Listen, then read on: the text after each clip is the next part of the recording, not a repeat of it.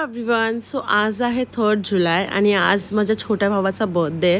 So म्हणजे मी हमेशा त्यासाठी बाहेरूनच केक आणते. सो मी आज विचार केला की मी घरीच त्यासाठी केक बनवेल. इथे आपण आज डच ट्रफल केक बनवतो आणि त्याच्यामध्ये म्हणजे बेकिंग पूर्ण मी घरीच करणार आहे. ॲज यू कॅन सी थोडा व्हिडिओ मोठा असल्यामुळे मी सगळ्या गोष्टी डिटेलमध्ये नाही सांगू शकत आहे. सगळ्या काही गोष्टी मी डिस्क्रिप्शनमध्ये लिहिल्यात आणि त्याचे जेवढं पण मेजरमेंट आहे ते पण मी तुम्हाला डिस्क्रिप्शनमध्ये मेन्शन केलेलं आहे. तुम्ही ते बघून केक बनवू शकता आणि जर का तुम्हाला काही डाऊट असेल तुम्ही कमेंटमध्ये मला नक्की विचारा. Even though I was also little bit scared की व्यवस्थित बनेल की नाही बनेल, बिकॉज ह्याच्या आधी मी लॉकडाऊनमध्ये केक्स बनवले होते पण त्यानंतर मी कधी नंतर घरी ट्राय नाही केला.